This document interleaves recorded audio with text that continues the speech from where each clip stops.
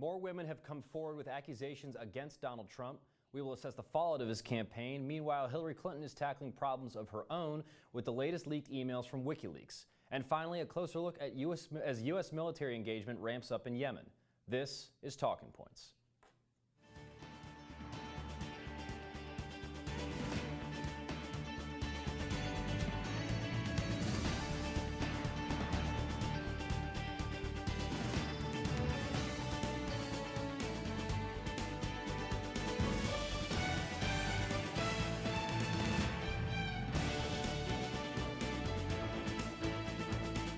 Welcome to Talking Points. I'm your host, Alex Amico. The Nigerian government confirmed Boko Haram released 21 of the 300 kidnapped Chibok schoolgirls on Thursday. The schoolgirls were released in exchange for 4 Boko Haram militants. This is the first release that the terrorist group has allowed since the 2014 kidnapping. The schoolgirls are now in government custody and are waiting to be released to their families. Portugal's former Prime Minister Antonio Guterres was appointed as the next UN Secretary General. Guterres previously served as the UN High Commissioner for Refugees. His nomination came despite an effort to appoint the UN's first female Secretary General. Guterres will take over on January 1st, 2017, when current Secretary General Ban Ki-moon's term ends. And Donald Trump's campaign team is withdrawn from Virginia. The decision was officially announced on Wednesday and was later confirmed by 2 staffers on the team. Most of the polls conducted in the state show that Trump trailed Clinton by only a few points, but by an increasingly widening margin. Instead, Trump is choosing to concentrate his campaign on 4 battleground states: Ohio, Florida, North Carolina, and Pennsylvania. New Jersey Governor Chris Christie has been accused of criminal misconduct. Christie is being summoned for a trial due to his alleged role in the Washington Bridge lane closings. The case was filed on Thursday and is now in the prosecutor's office. Christie's attorneys declined to comment on the case. And every time you think this election couldn't get any stranger, it manages to find a way. Nearly 50 top Republicans have withdrawn support from their nominee after tapes were released of Trump saying that he was able to sexually assault women due to his star power. Paul Ryan has said that he is giving up on Trump and focusing the efforts of the GOP on congressional races. With no Republicans to appease, Trump has let himself loose. He has held a press conference with Bill Clinton rape accusers, promised to jail Hillary Clinton, and suggested that Paul Ryan was plotting to take him down. His support among women and independents is plummeting, and his chances in November get lower by the day. Here to talk about all the wild things going on and what future effects it could have are Talking Points election correspondent Dan Prager and contributors Tom Viola and Joey Lino. Guys, thank you for joining us. So, Joey, I want to start with you with probably the most basic question. What in God's name is happening right now? Well, Alex, Donald Trump, his numbers continue to slide. His poll numbers continue to slide since the Access Hollywood tape and the debate. And with this latest slew of accusations from women saying he touched them to the New York Times, things just don't look good for him. Mm-hmm. And I mean, it's not just that. He just continues to shoot himself in the foot. He's been complaining, oh, the media is so against me. The media is not focusing on these WikiLeaks releases. He keeps making these top stories saying that he had no involvement with these women, basically saying that all of these accusers are lying, that the media is against him, that Paul Ryan is against him. So as he continues to, as you say, shoot himself in the foot, is this putting other states in play? Like, how is the map changing because of his actions right now? Well, one of the things you're seeing is the Republican Party strategy right now. You're seeing a lot of people trying to get off the ship. They're trying to leave because it's a bad campaign move to hug a landmine, and Trump is very much that landmine. The hope is that Hillary Clinton landslide won't trickle down ticket, and there are some studies that have shown that that is entirely possible, so they could win despite Trump losing. Yeah, and actually a lot of the down ballot campaigns for Republicans are really about to campaign heavily on as a check and balance against the Clinton administration, essentially admitting defeat in the presidential election. And they did that in 1996 with Bob Dole, but it wasn't. There weren't people unendorsing Bob Dole and calling him to drop out of the race. But he's by most polls, by the 538 analysis, he's usually down by 5 or 6 or so. It's growing to about 7 in some national polls. Some have it as high as 11. As Clinton's lead widens, just how bad could this get? It could get really, really bad. Right now, the polls are showing that Clinton's winning in most swing states, but polls are really tightening in Arizona, and there was one in Utah, which is such a solidly red state, that showed Clinton and Trump tied with third-party candidate Evan McMullin coming up close. If McMullin can take Utah from Trump, or even if Clinton can pull Utah, that would be an upset nobody saw coming. Yeah, Utah hasn't voted for a Republican since 1964. I mean, for a Democrat, I'm sorry. And what you're seeing from Trump now is sort of what you saw after World War I in Germany. It's the Dostaslagen, which means the legend of being stabbed in the back. After World War I, Hitler and the Nazi Party cultivated this legend that Germany was about to win that war, and they were stabbed in the back by the politicians and by the corrupt and by the rich. Trump is trying to do the same thing, not to take power later on, but so that he can have a viable business. So after Tom, this. I want to get your thoughts on this. You're a Republican. Conservative independent. Okay, conservative independent. What is this election like for you? Well, quite frankly, it's very hard. You have 4 candidates, if you take the 2 down ticket, Jill Stein and Gary Johnson. You have 4 candidates who don't represent your beliefs. Trump never did, he just pretended to. That's the feeling, at least. And you're caught really between very much a rock and a hard place. How do you use your vote? One of my friends is in the military. Am I supposed to use my vote? Am I supposed to toss my vote away on some kind of write-in campaign for no one? Or am I supposed to vote for a real candidate, because it's still entirely possible that our next leader ships him overseas, and I don't want to be a part of that. It's just such a hard, difficult thing to watch in the country, and to watch for some people, their own party. Right. It's like the Republican Party's unraveling, and it's tough to watch. Right. Tom, Dan, Joey, thank you for joining us. Coming up after the break, the latest on the Clinton campaign's leaked emails. Is Russia really to blame? Stay with us.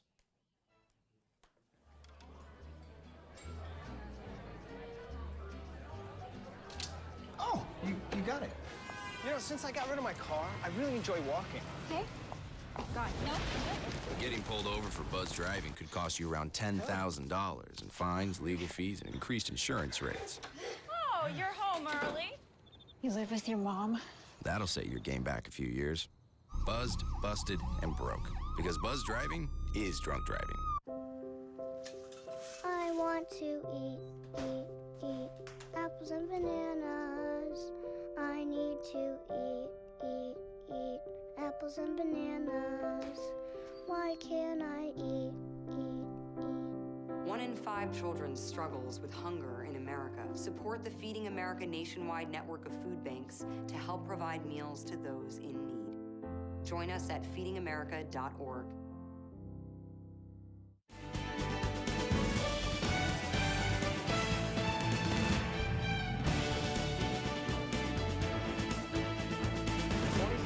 Presidential campaign has become an optics game, and spin is playing a critical role in shaping the national narrative. Here to tell us more about how both campaigns are playing the spin game is Talking Points political correspondent Josh Carney. Josh, thank you for joining us. Thanks, Ryan Malice. So just this week, how have Trump and Clinton's post-debate spin games affected their campaigns? Both their post-debate spin games have focused on scandal. So Clinton is playing the game towards the video that obviously came out and pretty much derailed Trump's campaign for the past week, and he's continuing to press on emails and related scandals to whatever technological concerns that people might have relating to the Clinton campaign. What is critical for both of them is that they're launching surrogate attacks that haven't been as successful, and thus they're demeaning the campaign in large scale. And so, like you said, both campaigns are dealing with scandal right now.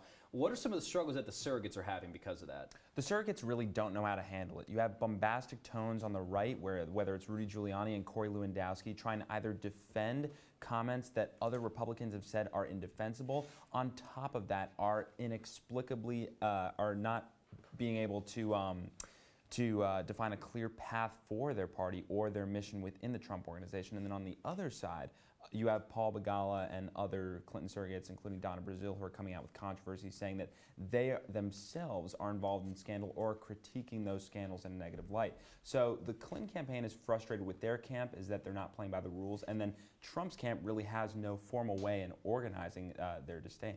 So as more revelations come out and as more issues come up and the campaign spirals toward the end, what is going to be the most important optical issue to control for these campaigns? The most important optical issue to control is to make sure that not only are they focusing on the issues, but they're actually creating substantive messages that are resonating with voters. The big problem right now is when you have these scandals controlling a vast part of the debate, it's really hard for the message of the campaign to get out, because when it's going completely negative, both the campaigns ultimately get sucked in. So in order to make that last push with voters, the person who is able to focus on the race as opposed to the optics of the race will actually come out ahead. Well, it's like they say, it's always darkest just before it's completely black. Josh Carney, thank you for joining us.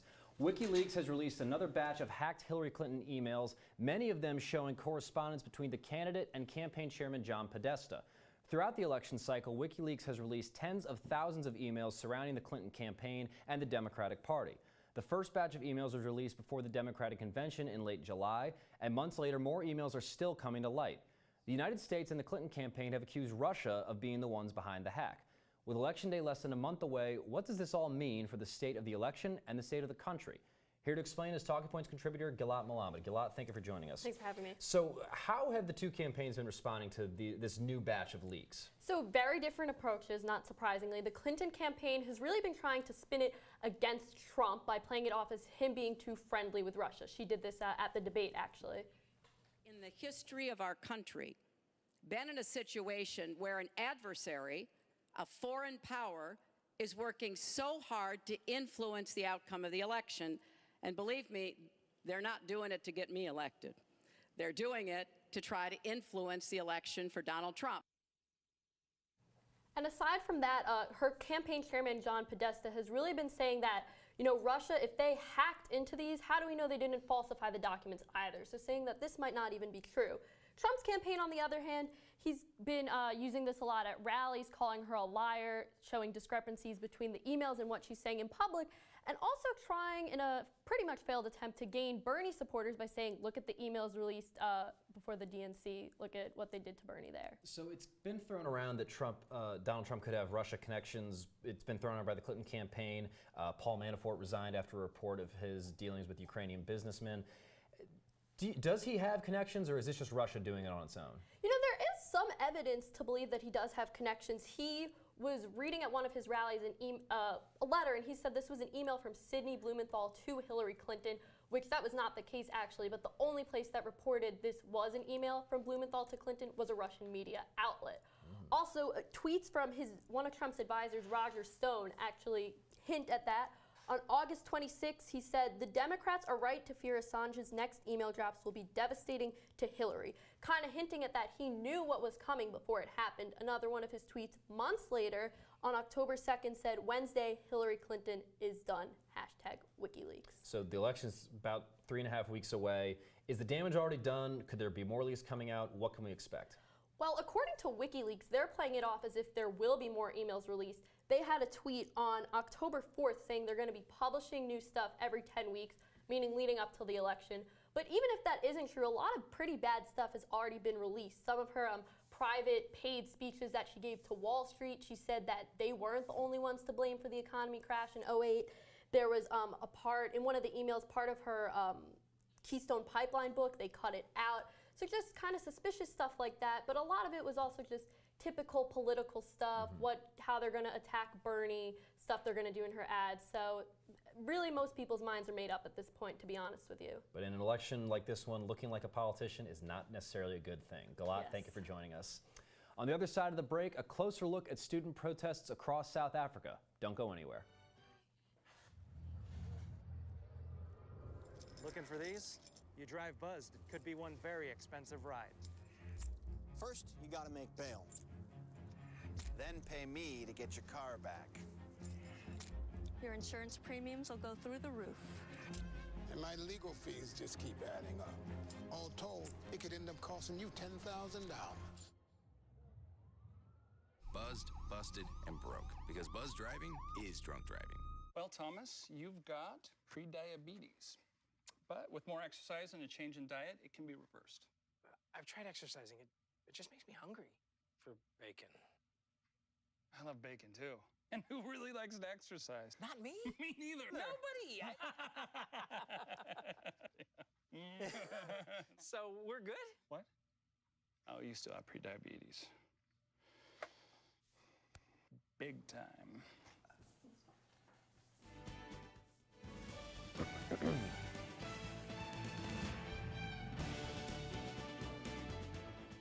Student protests in South Africa are starting to overwhelm local universities. Following proposed hikes in tuition rates, students made for the streets to demand free higher education. And after millions of dollars worth of damage, South Africa's president says the protests could bring down the country's entire higher education system. International correspondent Tom Austin is here with the latest. Tom, thank you for joining us. How you doing, Alex? So are these protests new in South Africa? Is this something that's happened before, or is it a new development? Relatively, but there were protests that broke out last October following proposed hikes, in tuition, 10 to 12% the government proposed. Students went out to Witwatersrand University in Johannesburg and blocked off the university entrance. Following that, the president decided to freeze those tuition hikes and just reintroduced new ones weeks ago. For 8%, and so students have taken to the streets again. So the president seems to think that things could get very bad. How bad are they getting right now? Right now, they're getting pretty serious. They're not peaceful protests by any means. Students have put up fire barricades outside of Rhodes University. They've been throwing petrol bombs into Cape Town University.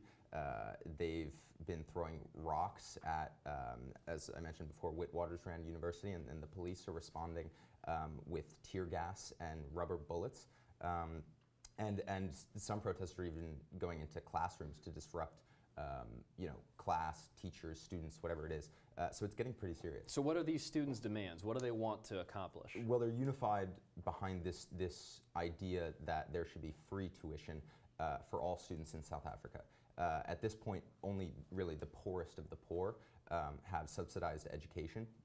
And so students are saying they want free tuition, and they're really not going to let up until their demands are met. And how's the government responding to these protests as they get more and more violent? Well, the government says that it's really not possible.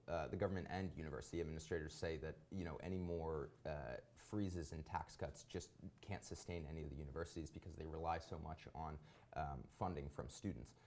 They said they set up a fees commission to kind of look into the plausibility of it, but nothing's really come out on that front.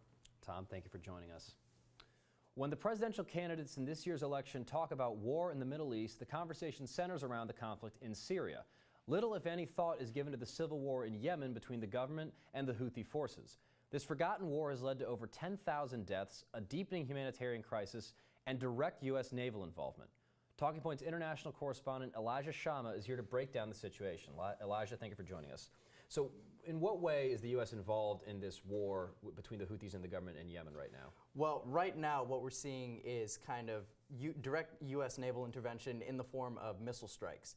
The Houthis launched a missile that was believed to be headed towards the USS Mason, a destroyer that we have in the region. The missiles didn't get anywhere near the ship, but we retaliated and we struck radar emplacements. And the thing is, we haven't ruled out further involvement, and we've already been arming the Saudis very heavily in the region. Mm-hmm. And so one thing we're seeing a lot in different conflicts right now is it's not a one-on-one, there's multiple factions at play. What are some of the factions involved in this war in Yemen? Well, this war is really, it's to speak to the proxy in the Cold War that's emerging in the Middle East. We have Iran backing the Houthis, and we have a Saudi coalition really backing the government in Aden, along with U.S. aid in the form of military hardware and weaponry. And one of the forces involved is Al-Qaeda in the Arabian Peninsula. What makes them so dangerous? The thing about Al-Qaeda in the Arabian Peninsula is that they are the most advanced bomb makers Al-Qaeda has. These are the people who masterminded the underwear bomb. These are people who can really get bombs on planes in the United States, which makes them a huge threat, and they've largely gone unchecked because the government doesn't have the resources to fight them. And you mentioned that this is kind of a proxy war between Saudi Arabia and Iran. That is largely driven because of Shia-Sunni conflicts, the conflict between the two countries. Is this war a Shia-Sunni conflict? It's easy to break it down into a Shia-Sunni conflict, but it's really not. This war is between Iran and Saudi Arabia, and to see who has more influence over Muslims in the region. Right now, they're both trying to fill that gap that the fall of Iraq really has left, that power vacuum. But to break this down into a sectarian conflict would be to very much simplify it. And what sort of direction is the conflict heading in right now? As of right now, with the promise of kind of more U.S. involvement, we've talked about the U.S. not giving Saudi Arabia a blank check, but it doesn't look like we're pulling back on aid anytime soon. And with that aid, the Saudi coalition and the government-backed forces look like they're going to take it back. So what sort of impact does this have, direct or otherwise, on the Syrian conflict? Because like I said, that's the one that sort of sucked up all the oxygen in the media right now. The direct impact that this has on the Syrian conflict is really, it kind of gives the Saudi Arabian government and the US government to a certain extent free reign to do whatever they want in Yemen, because all the attention is on Syria. So they kind of have a little bit more leniency when it comes to the severity of operations and the aid that they're doing, because the international spotlight is not on them. Right, and Russia's been heavily involved in Syria, allied with al-Assad. Is there any sort of Russian involvement in Yemen? We're not seeing any Russian involvement. This is very much an Iran war. The thing about Russia is that they really feel like Syria is their back because they're closer to Iran, and there's just more opportunities for them to really kind of spite the U.S. Okay, Elijah, thank you for joining us. When we come back, how will restrictions on 6 million felony voters affect the election? We'll have the answer.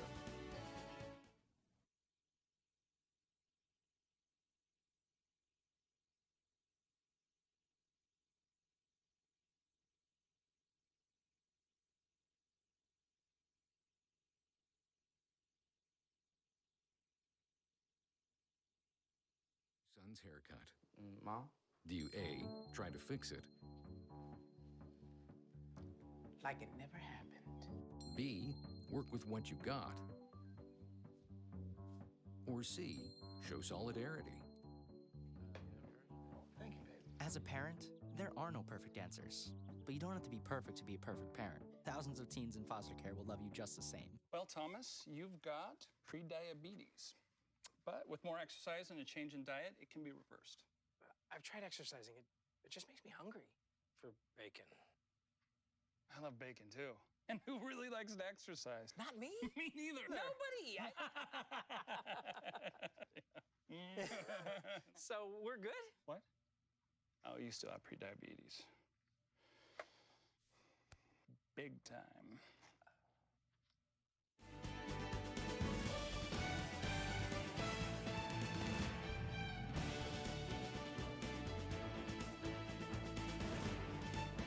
With less than 30 days until the presidential election, there's been a major push to get out and vote. But come Election Day, nearly 6 million American citizens won't be able to cast a ballot.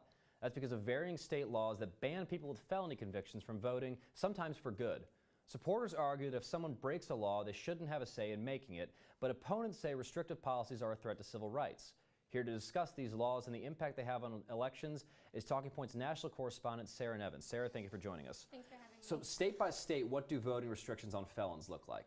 So there's 2 states, Vermont and Maine, where there aren't any restrictions and felons can vote via absentee ballot while in prison. Most states, felons can regain their voting rights after serving their sentence or serving their parole.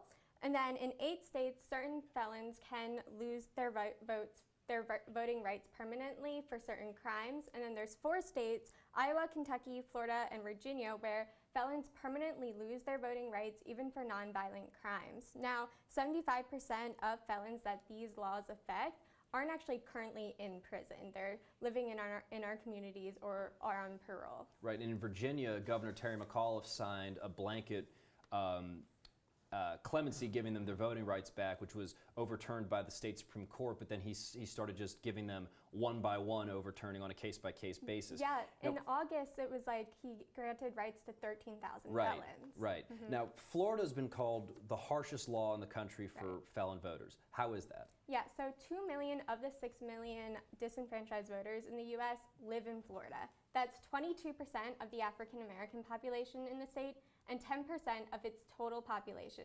So that's a significant amount of its population not voting. Now in 2007, Florida did pass a law that would have automatically granted voting rights to nonviolent felons. That decision was overturned by Governor Rick Scott when he was elected.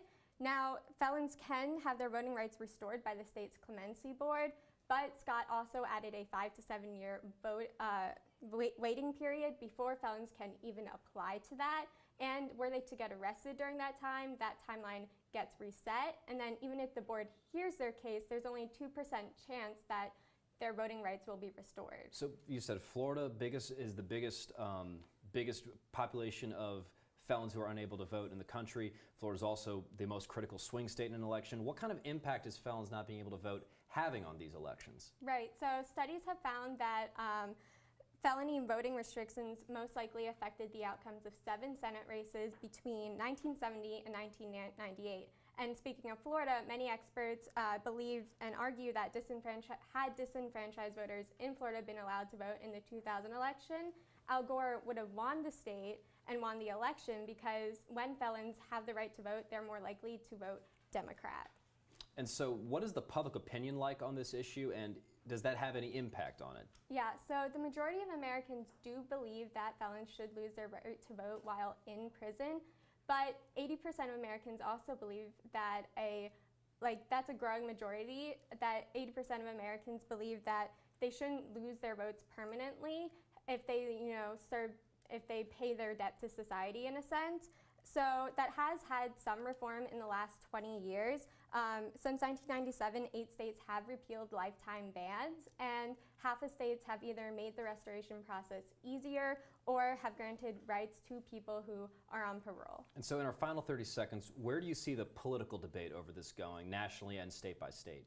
Well, I think that, as you can see in Virginia, more people are feeling like felons should have their right to vote eventually, if not in prison. So I definitely do see prisoners gaining their right to vote in the next few years, or 20 years. Sarah, thank you for joining us. And finally, tonight, I'd like to talk about something that I think we could all use, especially in politics, and that's empathy. The nutshell definition of empathy is the capacity to place yourself in another's position. More than anything, I think our political discourse sorely lacks this ability. How many times have you heard a politician or just a friend discussing politics say one of these things? I don't understand how anyone could vote for Trump. I can't believe there are people who want Hillary to be president. I can't wrap my head around what would make someone support candidate X who wants to enact policy Y. So because we claim not to be able to understand why people feel this way, we guess. Trump supporters must hate immigrants and minorities. Republicans must hate poor people. Hillary supporters must hate what America stands for, and Democrats must be lazy and want free stuff. We fill in the blanks, and more often than not, we are wrong. When we start our political discussions from these premises, we've already lost. How can we talk to or work with someone who holds different views from us if we don't at least make a good faith effort to understand why they have those views? If we're pro-choice, we shouldn't reduce pro-life people to women haters who want the government in your uterus. We want to try to place ourselves in their shoes and understand the deep faith that led them to a sincere belief that life begins at conception and that the government has an obligation to protect it. If we're opposed to a pathway to citizenship for undocumented immigrants, we shouldn't write off supporters of it as uneducated fools who just want more voters for their party. We should try to understand that from their point of view, many of these immigrants fled hellish conditions in search of a better life for their families, and despite the fact that laws were broken in the process, the government should show them some degree of compassion. I'm not so naive as to think that an injection of empathy is the miracle cure for our politics. I know we're a deeply divided country, and it could take a generation or more for that to get better. But I also know that if we presume our opponents have sinister motives, we've already burned a bridge. But if we try, really try to understand where they're coming from and why they feel the way they do, we at least have a chance at working together. And at the end of the day, that's what politics should be all about. That's all the time we have for tonight. Thank you so much for watching. Be sure to check out the brand new CitrusTV.com, fully loaded with our Talking Points blogs and exclusive clips. And don't forget to follow Citrus TV on Twitter for your latest breaking news. Just a reminder, if you're voting in New York State, tomorrow is the last day to register. I'm Alex Amico. Good night, Syracuse, and go Nationals.